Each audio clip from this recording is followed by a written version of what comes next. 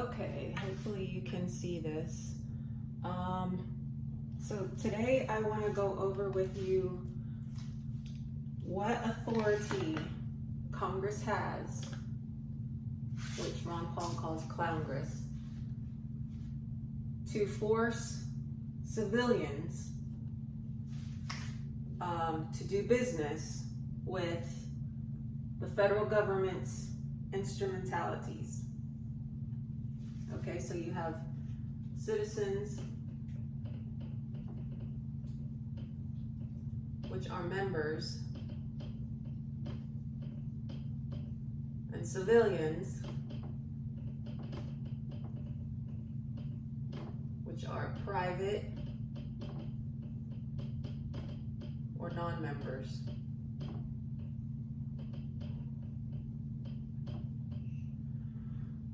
Okay, so you have the seat of government regions, and every region are states, and then in each state you have posts, okay, which are military reservations. Each post has a number of departments. I only put 3 each, but there's usually a whole lot more. And then each department has offices. Okay, so when it calls in the Constitution post offices, it's just talking about the offices on post. Post roads are the roads on post. Okay, so the seat of government has designated or divided the states up into regions. Each region has a number of states, more than 3 usually. And then each state has a number of federal reservations or military areas, which are the federal lands. Each post has a number of departments, and each department has a number of offices. Okay? So this is set up with the exception of regions. Regions is not in the Constitution. This is set up, this is the constitutional setup. Okay? When the federal areas need money to accomplish missions, those funds come from the seat of government, and they're called appropriated funds. Okay? They go to the military posts in the state. So this is sort of like an exception. The states aren't really in the line of authority. So the seat doesn't really have authority over the states. The states have authority over the seat. So the seat has to ask the state to contract to do things outside of the Constitution. Okay, and that's what they had to do because in the early days, to become a federal citizen, citizens are members, they're federal citizens, in Black's Law 9. Okay, citizens of the United States are federal citizens. For them to be able to do things in the states according to the Constitution, it has to be in the Constitution, but outside of the Constitution, the seat has to contract with the states. And the states, each state has to say whether or not it's going to allow this, that, or the other. Okay? So, one of the things that they wanted to do was to, what I didn't put in here is education. I should have put education. Because education is not in the Constitution. So these people who became federal citizens and working on federal lands, they couldn't come off the federal lands. They had to stay on the federal lands. Because they had to stay on the federal lands, the officers who applied for citizenship in the courts, in the court of records, had their wives, and then their wives had children, and then the children didn't have any place to go to school. They didn't have hospitals because that stuff's not in the Constitution. So they had to contract, the seat had to contract with the states to allow its federal citizens to come off the post, go into the state and use state services. Then they created the 14th Amendment. Now the 14th Amendment did not bring all the people, all the civilians of the states, did not bring them under the 14th Amendment. It only brought, so it did not, it only brought the citizens who are already federal under the state, so that they could become state citizens also and use state services such as education, hospitals, and insane asylums, okay, police departments. So all that stuff that you see that the federal government's doing outside of the Constitution, originally, those were the contracts between the seat and the state to allow the federal citizens to come out off the federal lands and use state services. And there are these licenses which are considered taxes, you know, the driver's license, the various other licenses, and all this other stuff were meant for these people to pay a tax to the state, so that the seat could then collect all those taxes and pay it back to the state for allowing the federal citizens to come off the islands in the state and use state services. Okay, so what happened? Well, Lincoln, stinking Lincoln, somebody said in a chat room the other day. Thought that was pretty funny. He was stinking Lincoln. Lincoln came along. Oh, and these are all called instrumentalities. Instrumentalities are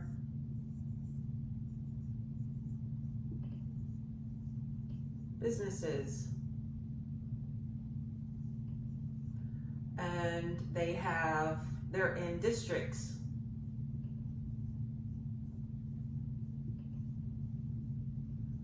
Districts have jurisdiction.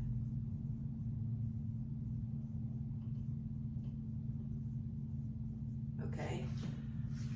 These are all legal states. These make up the legal state, okay? I'm going to get to all that in a second. Okay, now, when we look at education, we call it what? We call it a school district,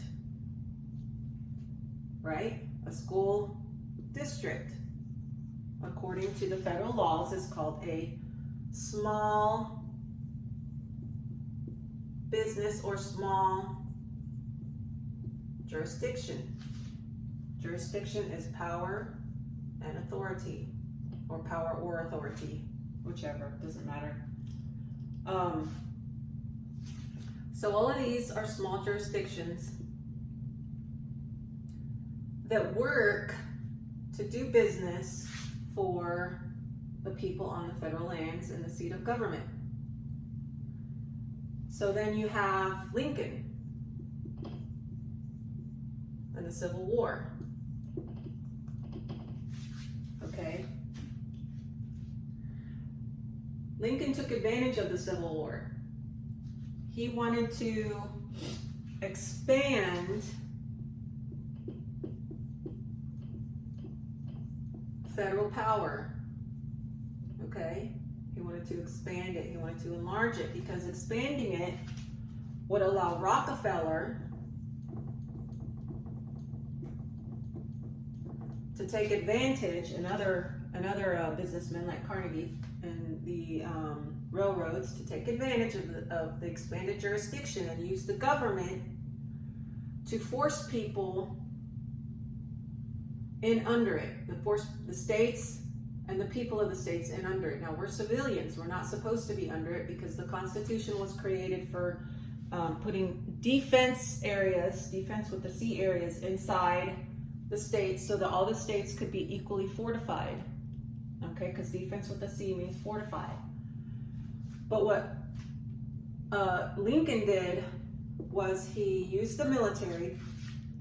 First, he used the military to take over the railroads, to use the railroads to ship Rockefeller's products, because he had a shipping company. So I guess he didn't have products, but he shipped things. And he got really cheap shipping prices, so he could charge the companies with the products an exorbitant fee, regular fee, but then he didn't actually have to pay very much to ship them, so he could charge them a lot of money for shipping them, but then he wouldn't have to pay the money to ship it, so he got a lot of money in his pocket. So Lincoln confiscated the railroads, called it for wartime purposes, let Rockefeller ship his products cheap, and Rockefeller then got rich and was able to buy Standard Oil and a bunch of refineries, I think in Ohio. Okay? So this was the expansion of jurisdiction in one way. But the other way was when the states started seceding from the Union, he took over the states and forced a legal state back into the Union, which is a constitution. Those constitutions were supposed to be between the state and the seat,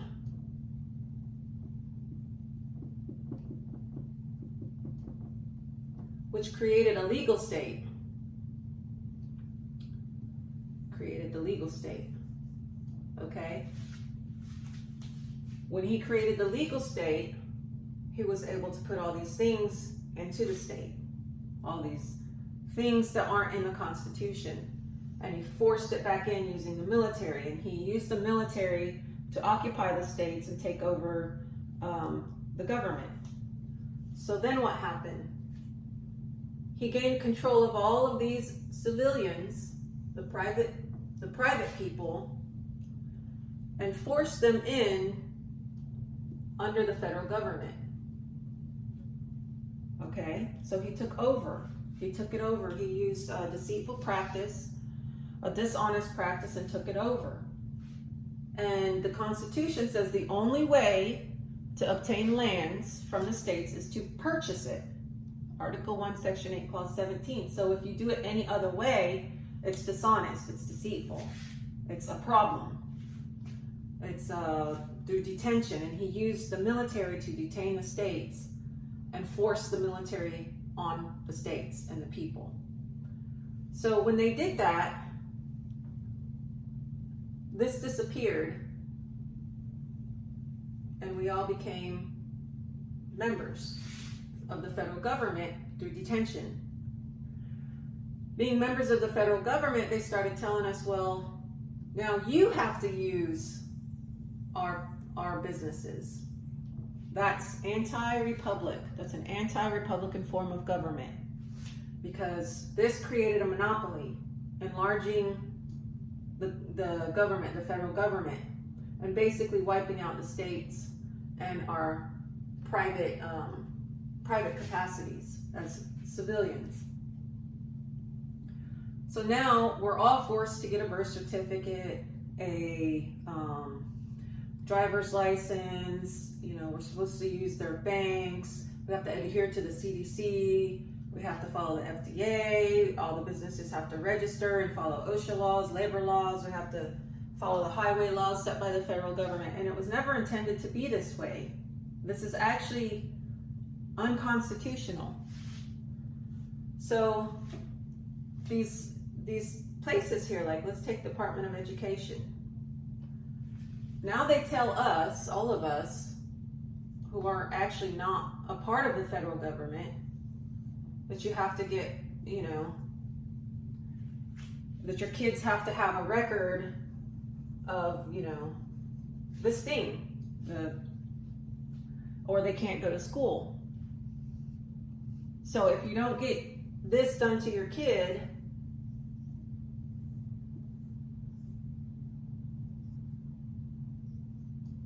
that done to your kid, they can't go to school because the federal government took it over. The federal government was never supposed to tell private people what to do. And these were our schools. Okay, these were our schools, and they came and took them over through a contract with the states after they took the states over using the military. So he forced a legal state on us, a constitutional state, forced us in under the Constitution. We weren't supposed to ever be there. Okay, so what they talk about when they talk about secession, they're talking about leaving and going back to here, reasserting yourself as a civilian or a private citizen under the state. So when these instrumentalities such as the banks, or here the IRS, and the many other instrumentalities that they have, when they say, well, you have to, do you really have to? Because everything they did to force us in under here and under here and under here and under here was unconstitutional. So the legal state forced on us is unconstitutional, because we're supposed to be free, sovereign, and independent. We're supposed to be under the Articles of Confederation. Now, I know you've been told the Articles of Confederation were repealed, but that's not true, because there's no repealing law in the Constitution. Anything, if you can look through the laws, even from the time of the founders, they knew how to repeal laws. They knew how repealing clauses work. Repealing clauses have been around for thousands of years, because there were laws being made before the Bible was written in Rome. The founders knew about repealing clauses. A repealing clause, what is a repealing clause? A repealing clause is when you make a new law, but you want it to make the old law obsolete. So in the new law, you say this new law replaces that old law. So it's the old law, and this is the location of the old law. Public law, blah, blah, blah, blah, is hereby repealed. And they usually have a date, right? That's a repealing clause. They've been around for 1,000 years or more than 1,000 years. If the Constitution repealed the Articles of Confederation, where's the repealing clause? There isn't one. As a matter of fact, it acknowledges the Articles of Confederation by making the President the executive officer of the United States of America. The United States of America is in the Articles of Confederation. And in the preamble, it says to create a more perfect union. More perfect as in equally fortified, all the states being equally fortified. Okay, that's the more perfect union, equal. More perfect, more equal, more equally fortified. So when you join the Union under the Constitution, you're assumed to have joined as also in the Confederation as firmly the friendship. Okay, and then the people in the states are free, sovereign, and independent, and supposed to remain that way. So I don't know if Lincoln was stupid or if he was just really, really, really evil, but that's what he did. So he brought us all in under these instrumentalities, which are the legal state. Okay, so what authority does Congress have? Okay, they only have what's in the Constitution. So when Lincoln did all this, he acted outside of the Constitution. And if he acted outside of the Constitution, all of these things are void. Nobody is bound to follow a law outside of the Constitution. But when they call you, they say, what do they say? Congress gave us the authority to force you to pay taxes and to sign our papers. No, they didn't, because they didn't have the authority.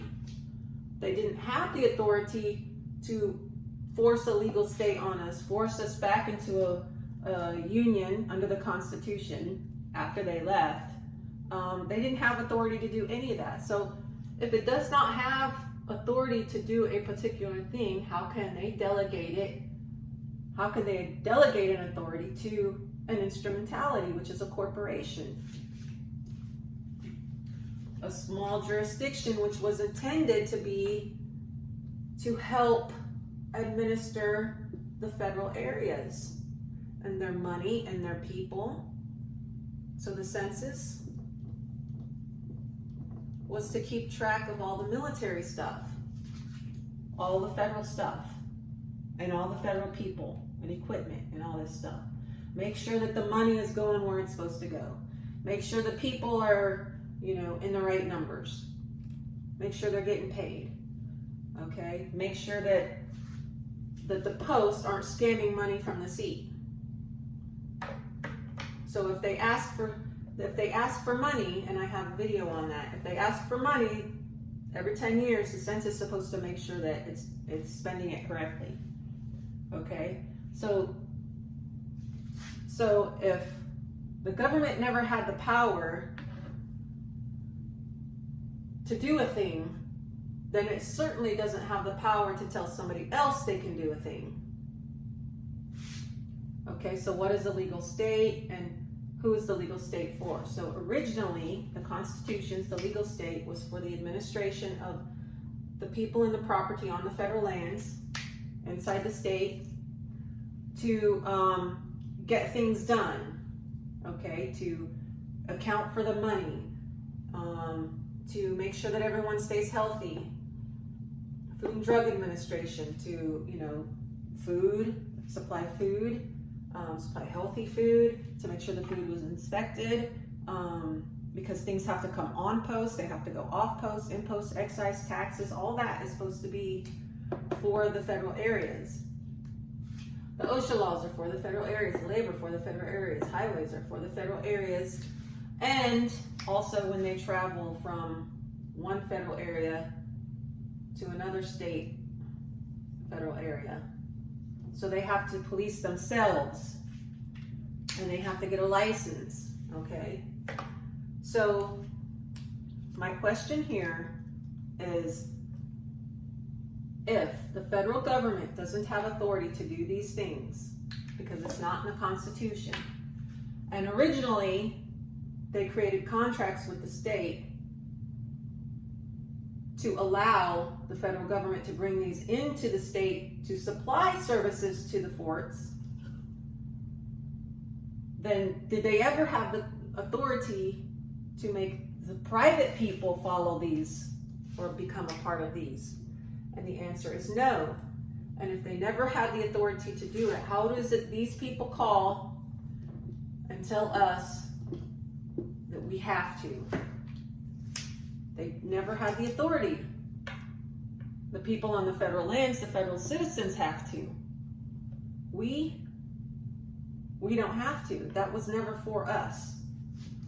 And so once people start recognizing this and understanding it, it's going to be a whole lot easier to understand how to secede and why to secede, and how you can start questioning people, and how when they start telling you things, you can understand that when they say things like all these people in Congress, when they say things, that they're not actually, they really don't have authority to speak to you. They only have authority to speak to the members, which are the people on the federal lands, themselves and the people on the federal lands. Okay, they can't even talk to you. They can talk to their instrumentalities. They can talk to the people on their federal lands. Now, in my last video, I was talking about utilities and how some people are now saying, oh, the federal government's supposed to pay for my utilities. It's only businesses that are supposed to pay for their utility. No, you're misunderstanding the whole thing. You pay for your own utilities because you're a private person. And if you want to be free, sovereign, and independent, you have to pay your own bills, okay? You can't ask the government to pay your bills and then tell it you don't want to be a part of it. You want to be free, sovereign, and independent. That's just ridiculous. It's dumb. Okay, so here's what my video is today, and how they unconstitutionally brought you in under the federal government and federal controls using something called a legal state and military force, which is dishonest and void, because anything unconstitutional is void.